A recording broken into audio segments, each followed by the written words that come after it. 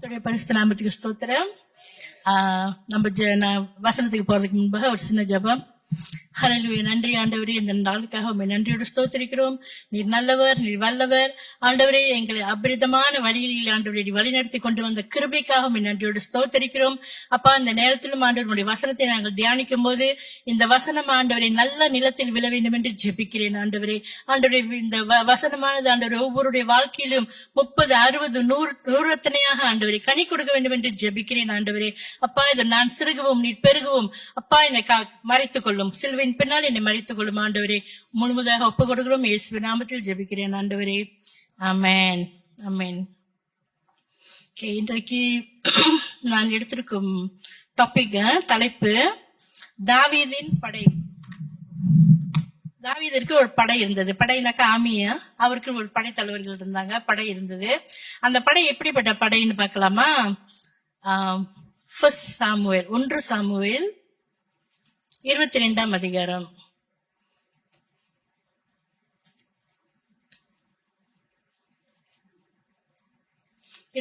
அதிகாரத்துல 2வது வசனம். நான் அந்த வசனத்தை படிக்கிறேன். தாவீது கிட்ட வந்து சேர்ந்த படை எப்பேற்பட்ட படைன்னு பாருங்க. தாவீது இந்த காலகட்டத்துல வந்துட்டு சவுல் கிட்ட இருந்து ஓடிக்கிட்டு இருக்கிறாரு. அவர் உயிர் தப்பிச்சு ஓடிக்கிட்டு இருக்கிறாரு. அவர் உயிரை காப்பாத்திக்கிறதுக்காக ஓடிக்கிட்டு இருக்கிறாரு. அந்த நேரத்துல வந்து அவர் அடுலாம் அப்படின்ற ஒரு குகையில போய் அங்க போய் சேராரு. அங்க போறான், அந்த அடுலாம்ன்ற குகைக்கு போறான். அங்க போற இடத்துல 2ஆம் வசனத்துல 22ஆம் அதிகாரம் 2ஆம் வசனத்துல சில பேர் வந்து சேர்றாங்க தாவீதோட. எப்பேற்பட்டவங்க வந்து சேர்றாங்கன்னாக்கா, ஒடுக்கப்பட்டவர்கள், அப்புறம் கடன் பட்டவர்கள், முறுமுறுக்கிறவர்கள் யாவரும் அவனோடு கூடி கொண்டார்கள். இங்கிலீஷ்ல சொன்னாக்கா, இந்த ஒடுக்கப்பட்டவர்கள் யாருனாக்கா, இவங்க எல்லாம் வந்து டிஸ்ட்ரெஸ்ட், ட்ரபிள், அவங்க வந்து ரொம்ப வேதனையில இருக்கிறவங்க, டிஸ்ட்ரெஸ்ட் பீப்புள். அடுத்தது கடன் பட்டவர்கள் அப்படின்னா அவங்க இன் டெப்ட்ஸ், கடன். ஏன்னா சவுலோட ஆட்சியில வந்து அவங்களுக்கு நிறைய கடன், அதனால வேதனையோட இருக்கிறாங்க. அடுத்தது முறுமுறுக்கிறவர்கள், அவங்களுக்கு திருப்தி இல்ல, ஆங்கிலத்துல வந்து டிஸ்கன்டென்ட் சொல்லுவாங்க. ஆக மொத்தத்துல அவங்க எல்லாருமே ஒரு நம்பிக்கை இல்லாத நிலை, ஒரு ஏமாற்ற சூழ்நிலையில இருக்கிறவங்க. இங்கிலீஷ்ல வந்து இந்த 4Ds சொல்லுவாங்க. 4D. ஒன்னாவது டிஸ்ட்ரெஸ், டெப்ட்ஸ், டிஸ்கன்டென்டட் அண்ட் டிசப்பாயிண்டட். 4 விதமான மக்கள் பாருங்க. அதாவது நான் அதை யோசிச்சு பாக்குறேன். நான் பைபிள் படிக்கும் போது நான் சொல்லியிருக்கேன், நான் அதிகமா யோசிப்பேன். அதாவது கொஞ்சம் ஆவிக்குரிய இமேஜினேஷன், கற்பனைக்குள்ள நான் போவேன். அவனே உயிரை தப்பிச்சுக்கிட்டு ஓடிக்கிட்டு இருக்காரு, உயிரை காப்பாத்துக்கிறதுக்காக ஓடிக்கிட்டு இருக்கிற தாவீது இந்த சூழ்நிலையில அவங்ககிட்ட வந்து சேர்றவங்க எப்படிப்பட்டவங்களா இருக்கணும்? அவனுக்கு பலப்படுத்தி, கவலைப்படாத, நான் அவங்க கூட இருக்கிறேன், அந்த மாதிரி அவனை பலப்படுத்தி சொல்லக்கூடியவங்களா இருந்தாக்கா தாவீதுக்கு நல்லா இருந்திருக்கும்ல. அதை விட்டுட்டு அவங்க கிட்ட வந்து சேர்றவங்க எல்லாம் இந்த மாதிரியான மனசோர்வோடு இருக்கவங்க வந்து சேர்றாங்க. இது வந்து ரொம்ப ஆச்சரியமா இருக்கு எனக்கு. எங்க போகுதுன்னு தெரியாத குழப்பத்துல தாவீது இருக்கிறான். இந்த மாதிரி ஒரு கூட்டம் வந்து சேர்ந்தால் என்ன செய்யறது? இவர்கள் தாவீதோடு கூடிக்கொண்டு, அந்த வசனத்துல சொல்லுது 2ஆம் வசனத்துல, அவனை வந்து அவர்களுக்கு தலைவன் ஆனான். வேற இதுல இந்த மாதிரி கூட்டத்துக்கு தாவீது வந்து தலைவன் ஆயிட்டாரு. கற்பனை செஞ்சு பாருங்க இதை கொஞ்சம். இப்ப ஒரு சபை ஆரம்பிக்கும் போது குறிப்பிட்ட இந்த மாதிரி மக்கள் வந்து சேர்ந்தா என்ன ஆகும்? இந்த மாதிரி கூட்டம் வந்து சேர்ந்தா என்ன ஆகும்? எந்த விதத்திலயாச்சும் அது முன்னேறுமா? அந்த ஊழியக்காரனுக்கு உதவியா இருக்குமா? அந்த பாஸ்டருக்கு உதவியா இருக்குமா? அந்த பாஸ்டருக்கு ஹெல்ப் பண்ணுமா? எப்படி? ஆனாலும் பாருங்க, ஆண்டவர் கொண்டு வந்து சேர்க்கிறாரு. சில சமயத்துல சில காரியங்கள் நமக்கு புரியாது, ஏன் நடக்குதுன்னு தெரியாது இல்லையா? எதனால இந்த மாதிரி காரியங்கள் நடக்குதுன்னு புரியாது நமக்கு. ஆனாலும் தேவன் செய்யறாரு. இதுல எத்தனை பேர் தெரியுமா? இதுல சொல்லுது அந்த 2ஆவது வசனத்துல 400 பேர் வந்து சேர்ந்தாங்களாம்.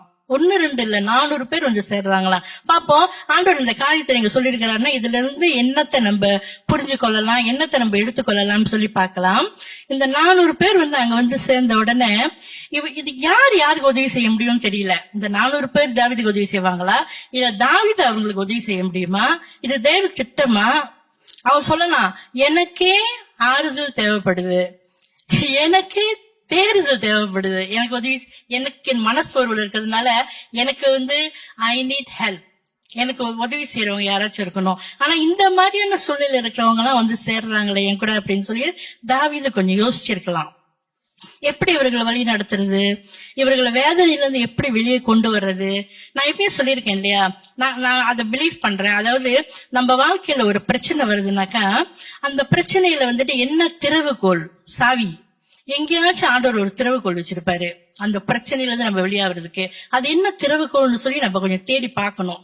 இந்த காரியங்களுக்கு வந்துட்டு தாவீதோட இந்த சூழ்நிலையில நான் ஒரு திறவுகோலத்தை நான் பாக்குறேன். என்னன்னாக்கா சங்கீதம் 34 திருப்புங்க. சங்கீதம் 34 இதுல வந்து 22 வசனங்கள் இருக்குது. நான் எல்லா வசனங்களையும் நான் படிக்க போறது இல்ல. நீங்க வீட்டுல போய் படிங்க ஒவ்வொருத்தர். அதாவது பைபிள் இந்த சாம்ஸ் 34 நான் சொல்றேன், நிறைய தடவை பிரசங்கம் வரும்போது சொல்றேன், வீட்டுல போய் படிங்க. எத்தனை பேர் படிக்கிறீங்கன்னு தெரியல. ஃபுல்லா படிச்சீங்கன்னா தான் உங்களுக்கு அது விளங்கும். சரிங்களா? 1வது வசனத்துல இருந்து 22ஆம் வசனம் வரைக்கும் இந்த சங்கீதம் 34 இதுல வந்து என்னத்தை குறித்து சொல்லி இருக்குதுன்னா துதி ஆராதனை. என்னோட ஃபர்ஸ்ட் பாயிண்ட், துதி ஆராதனை நம்ம வாழ்க்கையில இருக்கும்போது அந்த துதி ஆராதனை வந்து நமக்கு விடுதலை கொடுக்கும். சூழ்நிலை எப்படி இருந்தாலும், பிரச்சனை எப்படி இருந்தாலும், அந்த சூழ்நிலையில வந்து நம்ம வந்து தேவனுக்குன்னு ஆராதிக்கும் போது, தேவனுக்குன்னு டைம் செலவு பண்ணி அவரை துதிக்கும் போது அந்த பிரச்சனையில இருந்து நமக்கு ஒரு விடுதலை கிடைக்கும். ஓகே, சாம்ஸ் 34 verse 1 to 2 அதுல சொல்லி இருக்குது, தேவனை துதிக்க சொல்லி கர்த்தரை எந்த காலத்திலும் ஸ்தோத்தரிப்பேன். அவன் சொல்றாரு, தாவீது சொல்றான், எந்த காலத்திலும் ஸ்தோத்தரிப்பேன், அவன் துதி எப்போதும் என் வாயில் இருக்கும். I will praise the Lord at all times, not good times. Okay, not just good times, all times, good or bad, I will praise the Lord. ஏன்னா that is the key. நான் சொல்றேன் பாத்தீங்களா, எல்லா பிரச்சனைக்கும் ஒரு திறவுகோல் இருக்கும், ஒரு சாவி இருக்கும்னு. இந்த பிரச்சனையில இருந்து இப்ப தாவீது வந்து இந்த 400 பேர் வந்து உட்கார்ந்துருக்காங்க, அவர் கூட இருக்கிறாங்க, வந்து அவங்களுக்கு வழி நடத்தணும், என்ன செய்யணும்னு தாவீதுக்கு தெரியல. ஆனா ஒண்ணு செய்யறாரு தாவீது, எப்பயும் செய்யற மாதிரி, இது புதுசா செய்யல, அவரு எப்பயும் செய்யற மாதிரி தேவனை துதித்து ஆராதிக்கிறாரு. அந்த மாதிரி அவர் தேவனை துதித்து ஆராதிக்கும் போது அதுதான் ரகசியம். தாவீது தேவனை ஆராதிக்கும் மனிதன். ஏற்கனவே நமக்கு தெரியும், தாவீதை குறித்து படிக்கும் போது இவன் வந்து எப்பயுமே துதி ஆராதனைக்கு ரொம்ப முக்கியத்துவம் கொடுக்கிற ஒரு மனுஷன். ஓகே, சோ பழைய ஏற்பாடுல நான் பார்த்திருக்கேன், பழைய ஏற்பாடு காலத்துல எப்படி எல்லாரும் ஆராதனை செலுத்துவாங்க கடவுளுக்கு. அவங்க எல்லாம் வந்துட்டு இந்த குருவி, அப்புறம் ஆடு, அந்த மாதிரி மிருகங்களை கொண்டு போய் தகன பலி செய்வாங்க. அதாவது அந்த மிருகங்களை அந்த ஆசாரியர்கிட்ட கொடுத்து அதை வெட்டி அந்த ரத்தத்தை சிந்தி தகன பலி, ஓல்ட் டெஸ்டமென்ட் சாக்ரிஃபைஸ், அப்படிதான் வந்து அவங்க ஆண்டவரை ஆராதிப்பாங்க. பட் தாவீது வந்து வித்தியாசம் பண்ணவன். தாவீது என்ன செய்யறான்னாக்கா, அவன் அந்த காலகட்டத்துல வாழ்ந்த ஒரு பொடியனா இருந்தாலும் அவன் ஆவியோடும் உண்மையோடும் தேவனை ஸ்தோத்திரம் செஞ்ச பொடியன். அவன் தேவன் வந்து ஆவியோடும் உண்மையோடும் தொழுது கொண்டிருந்தான். அதனாலதான் அவன் சொல்றான் அந்த 1ஆம் வசனத்துல, கர்த்தரை நான் எக்காலத்திலும் ஸ்தோத்தரிப்பேன், அவர் துதி எப்போதும் என் வாயில் இருக்கும். கர்த்தருக்குள் என் ஆத்மா மேன்மை பாராட்டும், சிறுமைப்பட்டவர்கள் அதை கேட்டு மகிழுவார்கள். இப்ப அவர் கூட வந்து சேர்ந்திருக்காங்க பாத்தீங்களா, அது 400 பேரு. அவங்க எல்லாம் சிறுமைப்பட்டவங்க. எப்பேற்பட்ட சிறுமையா இருக்கலாம், வாழ்க்கையில என்ன சூழ்நிலை வந்தாலும் அவங்க வந்துட்டு தேவனை ஸ்தோத்திரிக்கும் போது அவங்க வாழ்க்கையில வந்துட்டு அவங்க மேன்மைப்பட்டவர்களா மாறுவாங்க, மகிழ்வார்கள். ஏன்னா கர்த்தர் கிரியை செய்ய ஆரம்பிப்பாரு. இந்த தாவீது வந்து இந்த அளவுக்கு தேவனோட ஐக்கியம் உள்ளதுனாலதான் சங்கீதம் 51 அவன் சொல்றான், ஒரு சூழ்நிலை வரும்போது, ஒரு பிரச்சனை வரும்போது அவன் சொல்லுவான், பரிசுத்த ஆவியானவர் என்னை விட்டு விலகாதிரும். சங்கீதம் 51ஆம் அதிகாரம் 11ஆம் வசனம் பார்க்கலாம். சங்கீதம் 51 வசனத்தை நம்ம தேடி தேடி படிக்கும்போது அதுல இருந்து சில காரியங்கள் நமக்கு தேவன் வெளிப்படுத்துவாரு. அது வந்து நமக்கு ஆசீர்வாதமா இருக்கும். அது வந்து நமக்கு அது வந்து நம்மளை விடுதலை செய்யும் விதமா இருக்கும். வசனங்கள், ஆண்டவருடைய வசனம் பாருங்க, 51ஆம் அதிகாரத்துல 11ஆம் வசனம், உமது சமூகத்தை விட்டு என்னை தள்ளாமலும் உமது பரிசுத்த ஆவியை ஓல்ட் டெஸ்டமென்ட், பழைய ஏற்பாட்டு காலத்துல பரிசுத்த ஆவியை பத்தி அவங்களுக்கு தெரியாது. ஆனா தாவீது சொல்றான், ஓகே, உம்முடைய சமூகத்தை விட்டு என்னை தள்ளாமலும் உமது பரிசுத்த ஆவியை என்னிடத்திலிருந்து எடுத்துக் கொள்ளாமலும் இரும். உமது ரட்சணத்தின் சந்தோஷத்தை திரும்பவும் எனக்கு தந்து உற்சாகமான ஆவி என்னை தாங்கும்படி செய்யும். அவன் சொல்றான், God do not take away the Holy Spirit from me. எப்படி அவனுக்கு பரிசுத்தாவி பத்தி தெரியுது? ஏன்னா அந்த அனுபவத்துக்குள்ள போனவன் அவன் இல்லையா? அந்த ஆடுகளை மேய்ச்சிக்கிட்டு இருக்கும்போது அவன் ஆண்டவர் அப்படி துதி ஆராதனை செஞ்சதுனாலதான், தேவ பலன் அவனுக்கு வந்ததுனாலதான் அவன் வந்துட்டு அந்த ஆடுகளை டிஸ்டர்ப் பண்ற அந்த என்ன சொல்லுவாங்க, அந்த சிங்கத்தை கொண்டிருக்கான், ஒரு கரடியை கொன்னான், பிறகு ஆஃப்கோர்ஸ் அந்த குலாயத்தையும் கொன்னான். எப்படி? ஏன்னா அவனுக்கு தெரியும் அந்த ரகசியம். தேவன் துதி ஆராதனை செஞ்சாக்கா அவன் வாழ்க்கையில என்ன நடக்கும்னு அவனுக்கு தெரியும். இது அவன் செய்யல, கர்த்தர் செய்யறாருன்னு அவனுக்கு தெரியுது. ஏன்னா தேவனுடைய வல்லமை அவன் மேல வந்து இறங்குது இல்லையா? சோ எக்காலத்திலும் எந்த சூழ்நிலையிலும் நல்ல நேரமோ கெட்ட நேரமோ எந்த சூழ்நிலை வந்தாலும் தேவனுக்கு ஸ்தோத்திரம் செலுத்தணும், தேவனை துதி செலுத்தணும். அவருடைய துதி என் வாயில் எந்த நேரமும் இருக்கும் அப்படின்னு தாவீது சொல்றாரு பாருங்க. ஆடுகளை மேய்க்கும் போது அவன் ஸ்துதி செலுத்தி இருக்கிறான்.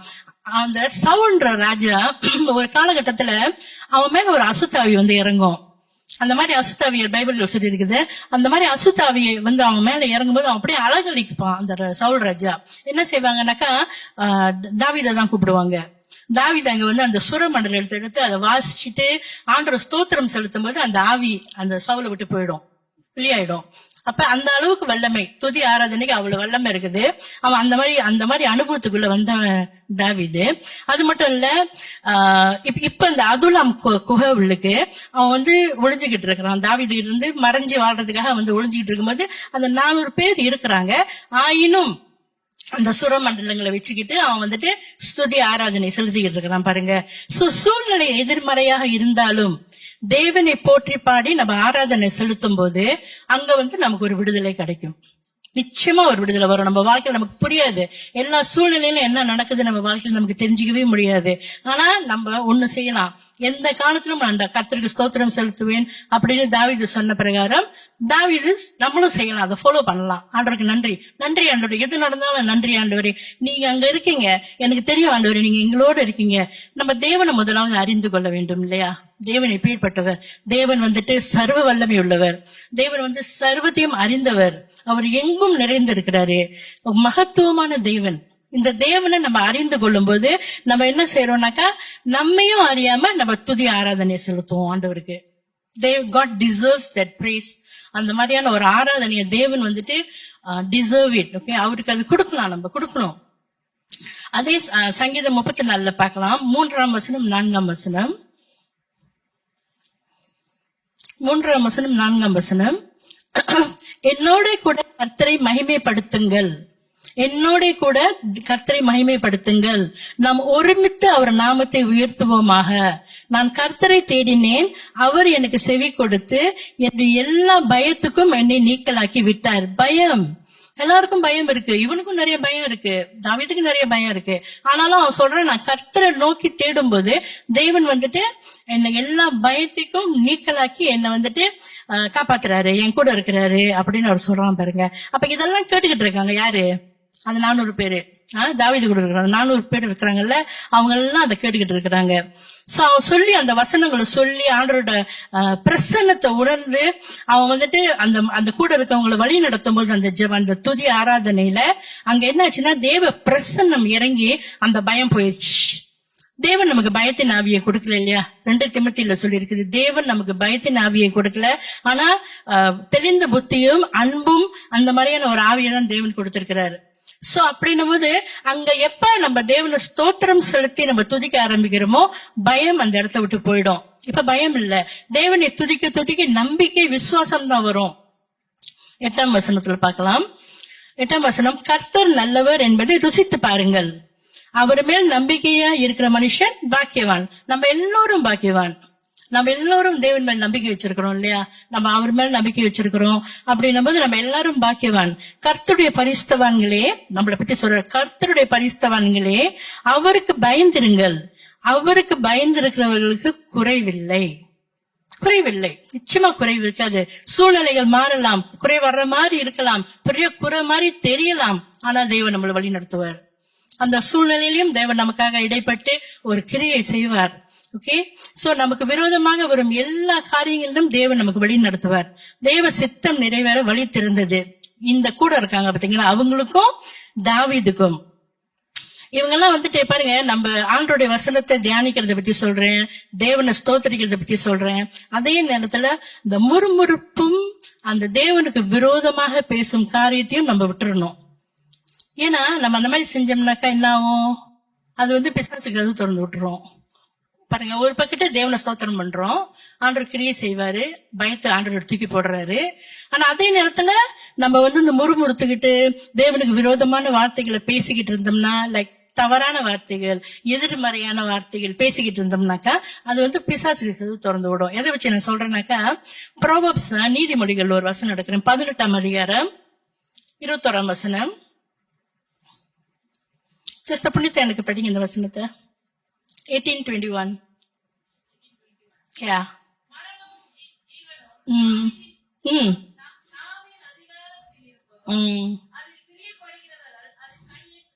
Right right. மரணமும் ஜீவனும் எங்க இருக்கா? நாவு, நாக்கு. நாக்கு நம்ம நாக்குல தான் இருக்கு, வேற எங்கேயும் இல்ல. நம்ம நினைக்கலாம் அது எங்கேயும் இருக்கு அப்படின்னு. மரணமும் இங்கதான் இருக்குது, ஜீவனும் இங்கதான் இருக்குது.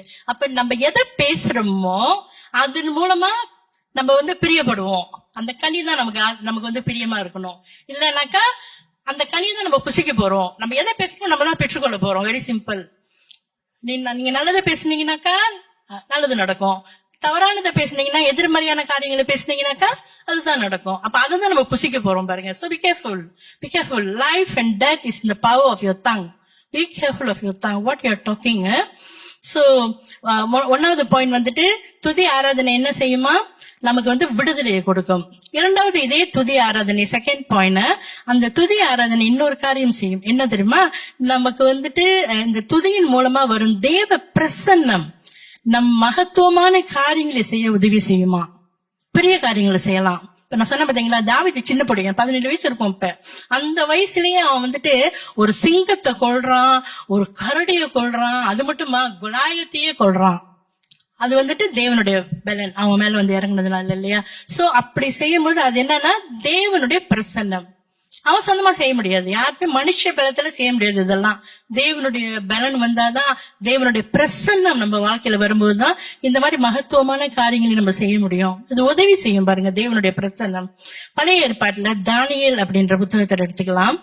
தானியேல் 11ஆம் அதிகாரம். இது தமிழ்ல நான் படிச்சு தேடி தேடி பாக்குறேன் இந்த வசனத்தை. இங்கிலீஷ்ல இருக்கிற அளவுக்கு இது தமிழ்ல இல்ல பாருங்க. தமிழ்ல 11:32 32ஆம் வசனம் படிங்க சிஸ்டர் புனிதா. டேனியல் 11:32 11:32.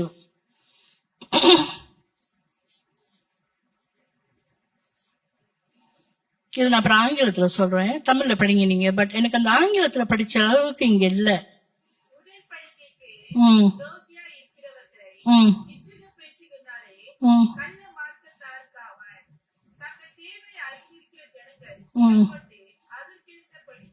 ஓகே, முன்னுக்கு ஒரு வசனத்தை விட்டுறலாம், அது விளங்க மாட்டேன் ஆக்சுவலி.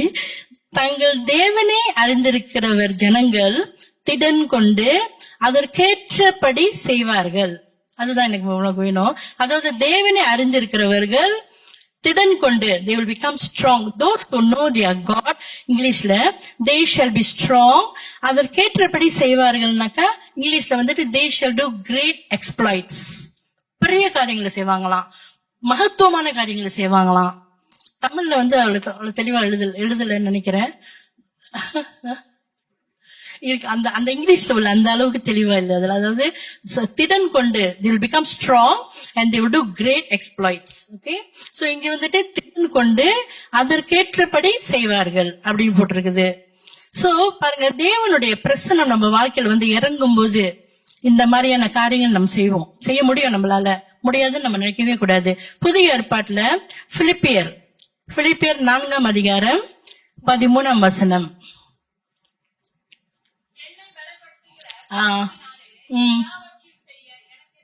பலன் உண்டு, என்னை பலப்படுத்துகிற கிறிஸ்துவனாலே. இதுல எங்கேயாச்சும் நம்ம சொந்த பலத்தை பத்தி எழுதியிருக்கா? Is it by our own strength? No, not by our own strength. Own strength we cannot do anything, but by the strength of God. என்னை பலப்படுத்துகிற கிறிஸ்துவனாலே எல்லாவற்றையும் எனக்கு செய்ய வல்லமை உண்டு. It's God, it's the Holy Spirit, it's Jesus. Okay, so இந்த 400 பேரு என்னாச்சுனாக்கா, இந்த 400 பேரோட கதைக்கு வருவோம். இவங்க என்ன ஆனாங்க? இவங்க வந்துட்டு பராக்கிரமசாலிகள். பராக்கிரமசாலிகளா. ஓகே, 2 Samuel 23 பழைய ஏற்பாட்டுக்கு போகலாம். இந்த 400 பேருக்கு என்னாச்சுன்னு பார்க்கலாம். வந்துட்டு நான் சொன்னேன், இவங்க எப்படி இருந்தாங்க? பயந்துகிட்டு இருந்தாங்க, கடன்ல இருந்தாங்க, முறுமுறுத்துக்கிட்டு இருந்தாங்க, ஏமாற்றத்துல இருந்தாங்க, 4D அந்த மாதிரி இருந்தாங்க இல்லையா? சோ யாருக்கும் பிரயோஜனம் இல்லாத ஒரு வாழ்க்கை அது. ஆனா இவங்களை பத்தி இப்ப என்ன சொல்லுதுன்னா 2 சாமுவேல்ல 23ஆம் அதிகாரம் 8ஆம் வசனம். 23ஆம் அதிகாரம் 8ஆம் வசனம்.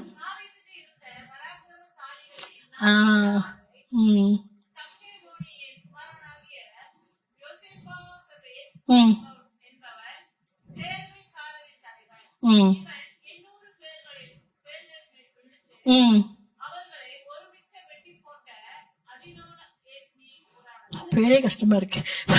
ஆனா ஒண்ணு தெரியும், இவங்க பராமரிக்கசாலி ஆயிட்டாங்க, பராக்கிரமசாலி ஆயிட்டாங்க.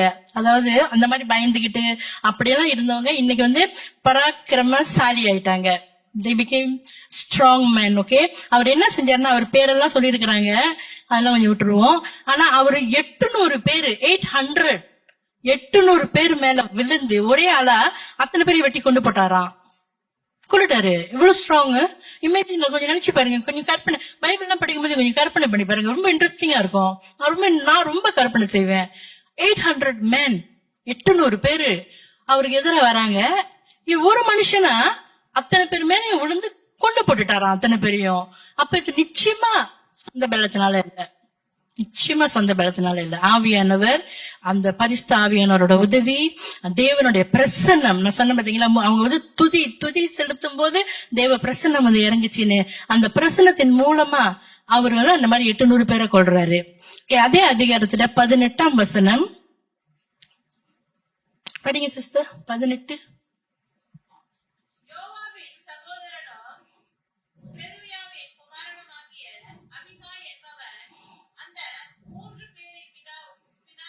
பிரதானவன்.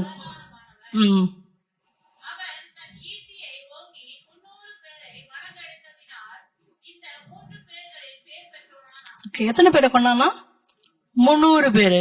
ஈட்டி, ஒரே ஒரு ஈட்டி வச்சு 300 பேரை காலி பண்ணிட்டாரு. அவரு பலசாலி, அவர் பராக்கிரமசாலி ஆயிட்டாரு இன்னைக்கு. ஓகே, 300 பேரை கொண்டு இருக்கிறாரு.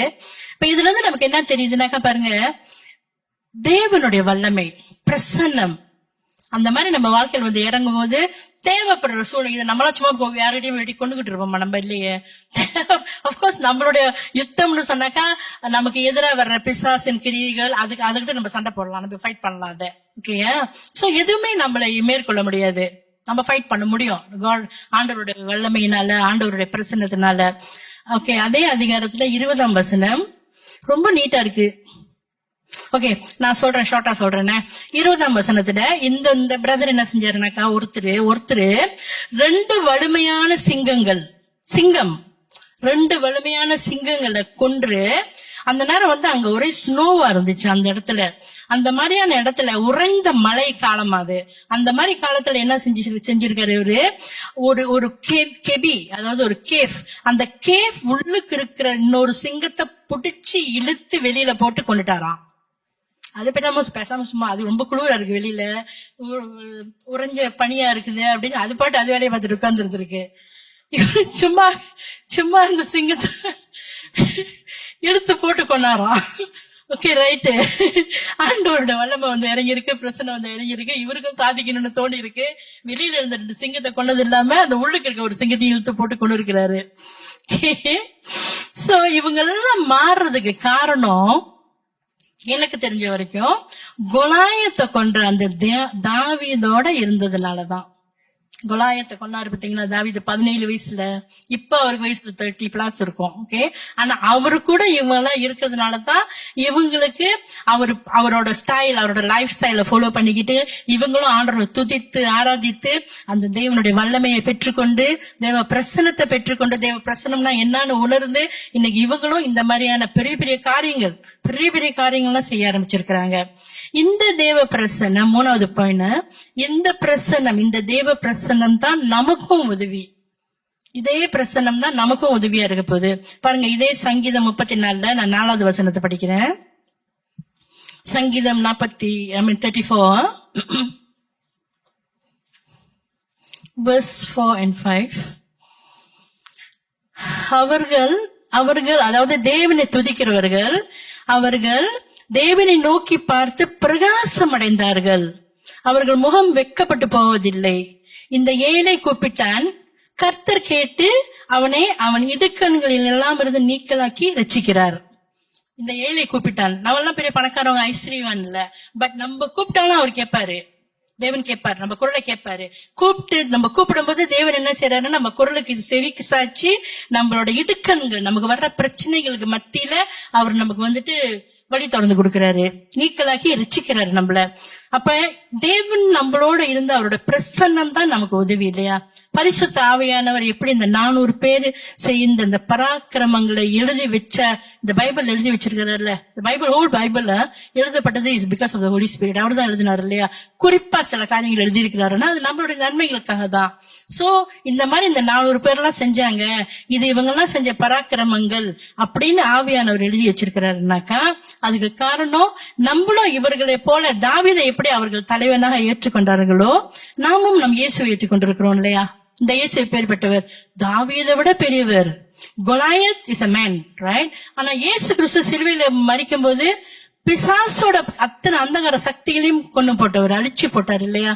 அப்ப அப்பேற்பட்ட இயேசுவை நம்ம பின்பற்றும் போது நமக்கு இந்த ஆவியானவர் ஒத்தாசை செய்வார், உதவி செய்வார். ஆவியானவர் நம்மளோடவே இருக்கிறார். அதனாலதான் இயேசு சொல்லிட்டு போனார்ல, நான் போகிறது உங்களோட நன்மைக்காக நான் போறேன். ஓகே, நான் போன ஆவியானவர் வருவார், வந்து உங்களோட இருப்பார், வந்து உங்களுக்கு உதவி செய்வார்.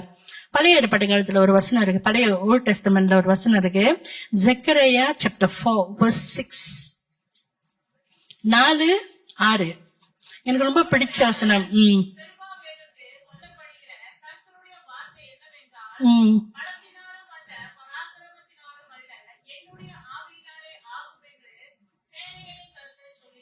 Amen, amen. பாருங்க, it's not by strength or by power, but by the Spirit of God. தேவனுடைய ஆவியினாலே ஆகும். நம்ம சொந்த பலத்தினால ஒன்னும் செய்ய முடியாது. நம்ம தேவனுடைய ஆவியினாலதான் இந்த காரியங்கள் நடக்கும். அப்படின்னும் போது நம்ம வந்துட்டு தேவன்கிட்ட நம்மளை ஒப்பு கொடுக்க வேண்டும். தேவன் நம்மளுடைய வாழ்க்கையில பெரிய காரியங்களை செய்வார். எந்த சூழ்நிலை வந்தாலும் கர்த்தர் வந்துட்டு நமக்காக கிரியை செய்வார். ஆவியானவர் நம்மளோட இருக்கிறார். ஆனா நம்ம செய்ய வேண்டிய ஒரு காரியமும் இருக்கு. We have to do something. We have to praise God. We have to thank God. We have to come before God and receive the strength from God, receive His presence and live in His presence. அப்படி நம்ம செய்யும் போதுதான் இந்த மாதிரியான ஆசீர்வாதங்களை நம்ம பெற்றுக்கொள்ள முடியும். பிசாசனுடைய கிரியைகளை நம்ம அழிக்க முடியும், அதுக்கு மேற்கொள்ள முடியும். அந்த பலத்தை தேவன் நமக்கு கொடுத்துட்டாரு. ஆனா நம்ம செய்ய வேண்டிய காரியங்கள் நம்ம செய்யாம அந்த ஆரம்பத்துல வந்து சேர்ந்தாங்க அப்படிங்களா, அந்த 400 பேரு அவங்கள போல முறுமுறுத்துக்கிட்டு அப்புறம் ஏமாற்றம், வாழ்க்கையில் நல்லதே நடக்க மாட்டேன்னுது அப்படின்லாம் நம்ம சொல்லிக்கிட்டு இருந்தோம்னாக்கா அப்ப நம்ம வாழ்க்கையில அந்த ஆசீர்வாதத்தை நம்ம பெற்றுக்கொள்ள முடியாது. ஏன்னா இது வந்து ஆண்டோடைய வசனத்துக்கு விரோதமான காரியங்கள். தேவனுடைய வசனத்தை படிச்சு அந்த வசனங்களை நம்ம தியானம் செய்து அதை நம்ம வந்து அறிக்கை செய்ய ஆரம்பிக்கணும். நம்ம வாயிலிருந்து தேவனுடைய வார்த்தையை நம்ம வாயில எடுத்து நம்ம அறிக்கை செய்யும் போது என்ன ஆகுதுன்னாக்கா, தேவன் பேசும்போது அந்த வார்த்தைக்கு எவ்வளவு வல்லமை இருக்கோ அதே வல்லமை நம்ம பேசும்போது இருக்கும். அப்படிதான் பைபிள்ல சொல்லி இருக்குது. தேவன் சொன்னாரு, by the stripes of Jesus you are healed. ஆண்டவருடைய இயேசுவின் தழும்புகளால் நீ குணமாகிறாய்ன்னு சொல்லிட்டாரு பாத்தீங்களா? அதை நம்ம எடுத்து அறிக்கை செய்யணும். நம்ம உடம்புல வலி இருக்கலாம், வேதனை இருக்கலாம், பட் இருந்தாலும் அதை நம்ம அறிக்கை செய்யும் போது என்ன ஆகுது, அந்த வசனத்தை நம்ம அறிக்கை செஞ்சு வெளியாக்குறோம். We releasing the word of God into the atmosphere. அப்ப தேவ தூதர்கள் அந்த வசனத்தை கேள்வி கேட்கிறாங்க, ஆவியானவர் கேட்கிறாரு, நம்ம பேசுறோம், அவர் வசனத்தை நம்பி இருக்கிறோம், அவர் வந்து ஒரு கிரியை செய்வார், நிச்சயமா உதவி செய்வார், நமக்கு ஒத்தாசை வரும் பரலோகத்துல இருந்து. ஏன்னா அவர் பாத்துக்கிட்டு இருக்காரு. அதுக்கு பதில நம்ம வந்துட்டு முறுமுறுத்துக்கிட்டு நம்ம எதிர்மறையா பேசிக்கிட்டு இது நடக்குமோ நடக்காதோ, இவ்வளவு தூரம் வந்துட்டோம் இல்லையா? நான் சொல்லிக்கிறது அதான், இவ்வளவு தூரம் நம்ம வந்துட்டோம் ஆவிக்குரிய ஜீவியத்துல. இதுக்கு மேல பின்னோக்கி போக கூடாது, போவோம் மேல, இன்னும் முன்னேறி போவோம். கர்த்தர் நம்மளை கைவிடவே போறது இல்லை. என்ன சூழ்நிலை வந்தாலும் தேவன் நம்மளை கைவிட மாட்டார் அப்படின்ற நம்பிக்கை நம்ம வாழ்க்கையில உறுதியா இருக்கணும். அந்த மாதிரி நம்ம இருக்கும்போது நம்ம ஒரு வசனத்தை அதிகமா படிச்சு நம்ம அதை தியானம் செஞ்சு அதை அறிக்கை செய்து அந்த வசனத்தின் பிரகாரம் வாழ வேண்டும். ஓகே, ஜேம்ஸ்ல ஒரு வசனம் சொல்லி இருக்குது, ஆண்டோட வசனத்தை வந்து நம்ம கேட்கிறவர்களாக மட்டும் இருக்கக்கூடாதான், அதை நம்ம செயல்படுத்தணுமா. யாக்கோப்ல சொல்லி இருக்குது, யாக்கோப் 2:27 சொல்லி இருக்குது, be doers of the word, not just hearers. Okay, நான் 2-3 சின்ன சாட்சிகள் சொல்றேன், சொல்லிட்டு அப்புறம் என்னோட கதைக்கு நான் போறேன். கதை சொன்னா எனக்கே ரொம்ப பிடிக்கும். ஓகே, சாட்சியா ஆக்சுவலி நான் சபைக்கு வந்து ரொம்ப நாள் ஆச்சு, ஒரு 3 weeks இப்படி இருக்கும், 3-4 weeks ஆச்சு சபை. நான் ரொம்ப மிஸ் பண்ணேன் சபைக்கு போக முடியலையே அப்படின்னு. பிகாஸ் வீட்டுக்கு ரொம்ப வியாதிப்பட்டுட்டு அட்மிட் பண்ணியிருந்தாங்க ஆஸ்பத்திரியில. டாக்டர் என்னென்னமோ, டாக்டர் தெரியாதா, அவன் தெரிஞ்சதான் அவன் சொல்லுவான், அவன் என்ன படிச்சிருக்கானோ அதான் அவன் சொல்லுவான். ஆனா நம்ம வந்துட்டு அத அவன் சொல்றதால நம்ம ஏற்றுக்கொள்ளணும்னு அவசியம் இல்லை இல்லையா. இப்ப டாக்டர் சொன்னாரு, இந்த சூழ்நிலையில அவருக்கு வந்துட்டு ரத்தத்துல வந்துட்டு கிருமிகள் இருக்குது, சோ அதனால ஐசியூ, இந்த சூழ்நிலை வந்து ஐசியூல தான் வைக்கணும் உண்மையிலே பார்க்க போனாக்கா. பட் வேற வேற சிம்டம் எல்லாம் அவருக்கு இல்லைன்றதுனால நம்ம வந்து ஐசியூல வைக்க வேண்டாம், பட் அட்மிட் பண்ணலாம், அட்மிட் பண்ணிட்டு ஆன்டிபயோட்டிக் எல்லாம் ஏத்த போறேன் நானு, காய்ச்சலை குறைக்கிறதுக்கு மருந்தெல்லாம் ஐவி மூலமா இது மூலமா ஏத்தணும் அப்படின்னு. ஓகே அப்படின்னு சொல்லிட்டு ஒரு வாரத்துக்கிட்ட ஆஸ்பத்திரியில இருந்தாரு. சோ டெய்லி கேட்கும்போது டாக்டர் கிட்ட இல்ல குறையல, இல்ல அந்த கிருமி குறையல, அந்த மாதிரி நெகட்டிவா தான் சொன்னாங்க ஆரம்பத்துல. தென் ஸ்லோலி நம்மளும் ப்ரே பண்ணோம், பாஸ்டர் தான் வந்து ப்ரே பண்ணாங்க, எல்லாம் வந்தாங்க. they prayed, we also praying, daily praying, giving thanks to God. அப்படின்னும் போது அது படிப்படியா அப்படியே குறைஞ்சி வந்ததுக்கு அப்புறம் then finally he was out of the hospital. So praise God for that. அந்த மாதிரி சூழ்நிலை திடீர்னு வரலாம், நல்லதான் இருந்துச்சு, நார்மலா தான் இருந்துச்சு, வாழ்க்கை நார்மலா ஓடிக்கிட்டு இருந்துச்சு. அதான் நான் சொல்றேன், நம்ம வாழ்க்கை வந்துட்டு நிரந்தரம் இல்லை, எதுவுமே நார்மலா இருக்கிற மாதிரி இருக்கும். திடீர்னு ஒரு சூழ்நிலை வரும், ஒரு புயல் காற்று மாதிரி அடிக்கிற மாதிரி வரும். பட் அந்த நேரத்துல வந்து நம்ம சோர்ந்து போய் அப்படியே உட்கார்ந்துட கூடாது. ஏன்ச்சு நிப்போம், ஆண்டவர் வசனத்துல நிப்போம், ஆண்டவர் செய்வார், ஆண்டவர் கிரியை செய்வார், எப்படியாச்சும் ஆண்டவர் உதவி செய்வார் எனக்கு அப்படின்னு சொல்லிட்டு நம்ம ஜெபத்துல வச்சு ப்ரே பண்ணும்போது கர்த்தர் நிச்சயமா ஒரு கிரியை செய்வார், உதவி செய்வார் நிச்சயமா. அது இன்னைக்கு காலையில சபைக்கு வரீங்களான்னு, இல்ல நான் சாயங்காலம் வரேன், நீ பிரசங்கம் பண்ணும்போது நான் வரேன்னாரு. சோ ஓகே, 2 தடவை சர்வீஸ் வந்து ரொம்ப டயர்டா இருக்கும்னு சொல்லிட்டு காலையில விட்டுட்டு வந்துட்டேன். சோ இப்ப வந்திருக்கிறாரு. Price God. whatever happens, நம்ம வாழ்க்கையில் எது நடந்தாலும் எல்லாமே நன்மைக்கே. கர்த்தர் நம்மளோட இருக்கிறார், அவர் நம்மளை கைவிட மாட்டான்ற உறுதியான நம்பிக்கை நமக்கு இருக்கணும். சோ அது ஒரு சாட்சி. 2வது சாட்சி வந்து ரொம்ப சின்ன சாட்சி தான் அது. நான் வந்துட்டு இந்தியாவுக்கு ஹாலிடேக்கு போயிருந்தப்ப நாங்க கேரள இருந்து மலேசியா ஏர்லைன்ஸ்ல போனோம். அந்த மலேசியா ஏர்லைன்ஸோட பிளைட்ல வந்துட்டு சீட் வந்துட்டு இங்க 3 அங்கிட்டு 3 அந்த மாதிரி இருக்கும். ரொம்ப கிட்டக்கிட்டே இருந்துச்சு சீட்டு, 3-3ன்னு. எனக்கு வந்துட்டு ரொம்ப நெருக்கத்துல கொஞ்ச நேரம் அப்படி உட்கார்ந்து இருந்த உடனே கால் கிராம் பிடிச்சிருச்சு காலு. சட்டுன்னு நான் ஏந்திரிச்சிட்டேன், நான் சீட்ல இருந்து ஏஞ்சிட்டேன். ரொம்ப கிட்ட நெருக்கமா உட்காந்துருக்கேன், தங்கச்சி பக்கத்துல தான் உட்காந்துருந்தேன். அப்ப நான் என்ன செஞ்சேன், டக்குன்னு ஏந்திரிச்சிட்டு அப்படியே நின்றுகிட்டு கொஞ்ச நேரம் நிக்கும் போது அந்த கிராம் ஸ்லோலி அப்படியே விட்டுச்சு பாருங்க. அப்புறம் நான் சரி சும்மா தானே நிக்கிறோம், பின்னால வரைக்கும் போயிட்டு வரலாம் சொல்லிட்டு சும்மா நடந்து போனேன், டாய்லெட்டுக்கு போலாம் அப்படின்ட்டு. பின்னால போகும்போது பாக்குறேன், பின்னால சீட் நிறைய சீட் காசு இருக்கு. என்னோட எவ்வளவு சீட் காசு இருக்கு, முன்னுக்கு எல்லாம் நிறைஞ்சு இருக்கிறாங்க ஆளு, பின்னால காசுமா இருந்துச்சு. அப்ப நான் அந்த ஸ்டீவர்ஸ் கிட்ட கேட்டேன், நான் இங்க உட்கார முடியுமான்னு கேட்டேன். அவங்க சொன்னாங்க, உட்காருங்க, அதான் ஃபிளைட் கிளம்பி 1 மணி நேரம் ஆச்சு, 1 hour plus ஆச்சு, உட்காரலாமே அப்படின்னு. அப்ப நான் ஒரு சீட்டு பார்க்கும்போது அந்த ஸ்பேஸ், நம்ம கால் வைக்கிற அந்த இடம் ரொம்ப நீட்டா இருந்துச்சு, இடம் ஸ்பேஸ் ரொம்ப ஸ்பேஸா இருந்துச்சா, பார்த்தோன்னு ரொம்ப குஷி ஆயிடுச்சு. ஆஹா இது நல்லா இருக்கே அப்படின்னு சொல்லிட்டு 3 சீட்டு கோசம் நான் என்ன செஞ்சேன், நேரா போய் என்னோட இடத்துல இருந்து என்னோட ஹேண்ட்போன் எடுத்துட்டு வந்துட்டு போன்ல எடுத்துட்டு ஸ்பாட்டிஃபை மியூசிக்கை போட்டுட்டு நல்லா ரிலாக்ஸா அந்த சீட்ல உட்காந்து கால் நல்லா நீட்டிக்கிட்டு என்ஜாய். அங்க போய் இறங்குற வரைக்கும், கொச்சின்ல போய் இறங்குற வரைக்கும் நல்லா என்ஜாய் பண்ணிட்டு போனேன். தென் லேட்டர் பார்ட் நான் டாக்டர் கேட்டேன், ஏமா டிக்கெட் புக் பண்ணப்ப ஏமா எனக்கு அந்த சீட்டு புக் பண்ணல, அவதான் புக் பண்ணா. we have to pay for the seat, right, Malaysia ஏர்லைன்ஸ்ல. அப்ப ஏன் அந்த சீட்டு புக் பண்ண முன்னுக்கு, பின்னால் அந்த சீட் ரொம்ப தாராளமா இருந்துச்சு உட்காந்து. சொன்னா தாராளமா இருந்துச்சா, அந்த சீட் என்ன வேலை தெரியுமா, காசு கட்டணுமா, ஆமா எக்ஸ்ட்ரா காசு, அது ஸ்பேஸ் வெரி பிக். 1வது அது. 2வது நீங்களாம் அங்க உட்கார முடியாதுன்னா, ஏன் நான் உட்கார்ந்து தானே வந்தேன், ஏன் உட்கார முடியாது மம்மி, அது வந்து எமர்ஜென்சி எக்ஸிட். அப்படின்னாக்கா பிளேன்ல ஏதாச்சும் எமர்ஜென்சி வந்தா பிளேன் ஏதாச்சும் விழ போதோ வெடிக்க போதோ whatever, அவங்க எமர்ஜென்சியா வந்து பிளேனை இறக்கும் போது அந்த கதவு தான் திறந்து விடணும் முத. சோ அந்த கதவு திறக்கிறதுக்கு அந்த சீட்ல உட்கார்ந்து இருக்கிறவங்க must be young and strong. அப்பதான் அவங்க அந்த கதவு திறக்க முடியும். அவங்க கதவு திறந்து விட்டாதான் மத்தவங்களும் அந்த கதவு வழியா வெளியாக முடியும், எமர்ஜென்சி எக்ஸிட். சோ அதனால உங்களுக்குன்னு நான் கேட்டா அந்த சீட் அவங்க கொடுக்க மாட்டான் அவங்களுக்கு. ஓ அப்படியா, பரவாயில்லையா, ஓசிலி ஐயோ நம்ம இந்த மாதிரி எக்ஸ்பென்சிவ் சீட்ல உட்காந்துட்டு வந்து சேர்ந்துட்டுமே கோச்சின்ல ரொம்ப ஹாப்பி எனக்கு. சமயத்துல நம்ம எதிர்பாராத ஆசீர்வாதம் அந்த மாதிரி வந்து சேரும்ல, நம்ம நினைக்கல, நான் நினைச்சு பார்க்கல, பட் அது கிடைச்சிச்சு எனக்கு. அப்படி தேங்க் காட். இன்னொரு என்னன்னாக்கா, நான் ஏற்கனவே கேரளாவுக்கு போனப்ப அந்த எலிபி போட்டுக்கு ஏறி இருக்கேன். முன்ன 2016 போயிருக்கேன் நான். அந்த மாதிரி போகும்போது என்னாச்சுனாக்கா, அந்த போட் வந்துட்டு அந்த நம்ம ஏறி சுத்த போற அந்த போட் வந்துட்டு கடற்கரை ஓரமா ஒண்ணு இருக்கும், பார்க் பண்ணிருப்பாங்க. அப்ப நம்ம ஏற போற போட் எங்க இருக்கோ, அவங்க என்ன செய்வாங்கன்னா, அந்த மொதல் போட்ல இருந்து அந்த ரெண்டாவது போட்டுக்கு ஒரு பலகை வச்சிருப்பாங்க. அப்புறம் ரெண்டாவது போட்ல இருந்து மூணாவது போட்டுக்கு ஒரு பலகை. சோ அவங்க கை கொடுப்பாங்க, நம்மளுக்கு கை கொடுத்து தூக்கி விடுவாங்க. நம்ம என்ன செய்யணும்னா, கஷ்டப்பட்டு வெள்ளங்கொண்ட வரைக்கும் ஏறி நின்று அந்த பலகை மேல நடந்து அடுத்த போட்டுக்கு போயிட்டு, அப்புறம் திருப்பி அடுத்த போட்டுக்கு போயிட்டு, நாங்க ஏற வேண்டிய போட்டு 4வது போட்டு. போன வாட்டி 2015 போயிட்டோம். முக்கிய முன்னரே நான் ஏறி போயிட்டேன், அந்த 4 பலகையும் தாண்டி போயிட்டேன். இந்த வாட்டி அதே போட்டுக்கு நான் என் ஃபேமிலி கூட்டிட்டு போறேன் போது எனக்கு பயம் வந்துருச்சு. ஏன்னா போன வாட்டி போகும்போது எனக்கு கால் ஆபரேஷன் எல்லாம் பண்ணல, இந்த வாட்டி 2 கால் ஆபரேஷன் பண்ணிருக்கேன், என்னால ஏற முடியாது. அந்த மாதிரி என்ன ஆக போகுதுன்னு ஒரு பயம். ஏன்னா அனுபவத்தினால ப்ரே பண்ண ஆரம்பிச்சிட்டேன். முன்னுக்கே ப்ரே போறதுக்கு முன்னாலே ப்ரே பண்ணிட்டேன். ஆண்டவரே எனக்கு ஒரு அற்புதம் செய்யுங்க, எனக்காக ஒரு அற்புதம் செய்யுங்க ஆண்டவரே. அந்த போட் வந்துட்டு அந்த தாண்டி போறதுக்கு வந்துட்டு அந்த பலகையில ஏறி தாண்டி போனோம்னா எனக்கு பயமா இருக்குது, கஷ்டமா இருக்கும்னு நினைக்கிறேன், எனக்கு நீங்க உதவி செய்யுங்க ஆண்டவரே அப்படின்னு சொல்லி நான் ப்ரே பண்ண ஆரம்பிச்சேன். ட்ரூ இனஃப் நாங்க அங்க போனப்ப என்னாச்சுன்னா, ஐ வாஸ் சர்ப்ரைஸ். எனக்கே ஆச்சரியம் என்னன்னா, நாங்க ஏற போற அந்த போட்டு கடற்கரை ஓரமாவே நின்னுகிட்டு இருக்குது.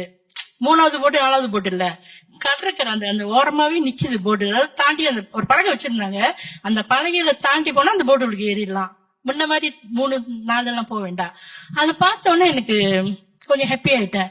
Thank God. ஓகேலா, ஒரே ஒரு இதுதான், பட் இருந்தாலும் இதை விட அதிகமா ஒரு அற்புதத்தை கேட்கலாமா அப்படின்னு ஆசை எனக்கு. ஏன்னா அதையும் எழுதணும் போகணும் பழக. நான் மனசுக்கு நினைச்சுக்கிட்டு அந்த போட்டை ஓட்டுறவர்கிட்ட கேட்டேன், ஏதாச்சும் வலி இருக்கா அந்த போட்டை, என்ன எனக்கு கால் வலி இருக்கு பிரதர் அப்படின்னோட, ஓகே நீங்க அங்கேயே நில்லுங்க ரொம்ப கிருபை. அவர் என்ன செஞ்சாரு, நீங்க அங்கேயே நில்லுங்க சிஸ்டர்ன்னு சொல்லிட்டு அந்த போட்டையே திருப்பினாரு. அந்த என்ட்ரன்ஸ்ல எல்லாரும் ஏறுறாங்க பாத்தீங்களா, அப்படி ஏற வேண்டாம், நான் உங்களுக்காக அந்த போட்டை திருப்பி கொண்டு வந்து கடற்கரைட்ட வச்சுட்டு, நீங்க இப்ப ஏறும்போது வேற வழியில இப்ப ஏறுற மாதிரி.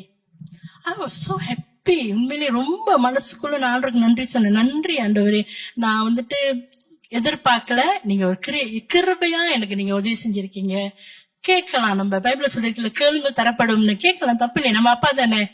சில காரியங்கள் நம்ம கேட்டு வாங்கி கொள்ளலாம், அவர் செய்வாரு. நமக்கு செய்யறேன்னா ஸ்தோத்திரம், செஞ்சால் மகா ஸ்தோத்திரம் அப்படின்னு சொல்லிட்டு அனுபவிச்சுட்டு போயிட்டு இருக்க வேண்டியதுதான் வாழ்க்கையில. So it was good. I was very happy that testimony la.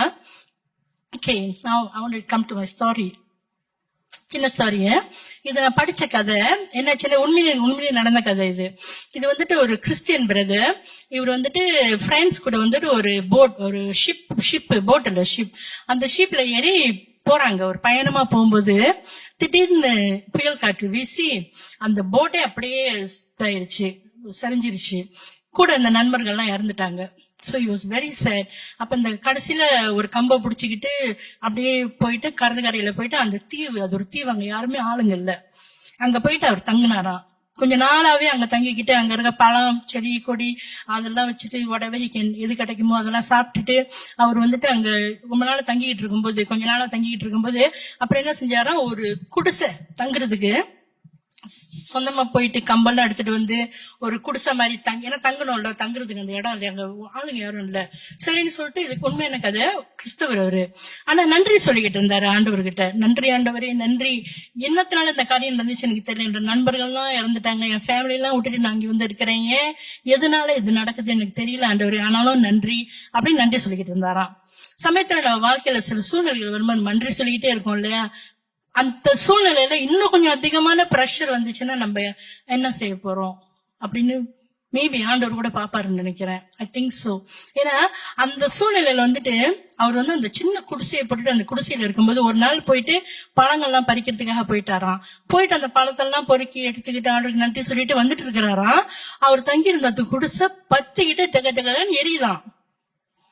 பத்திக்கிட்டு எரியுது அந்த குடிசை, நெருப்பு பத்திக்கிச்சு. ரொம்ப மனசு வேதனை ஆயிருச்சு.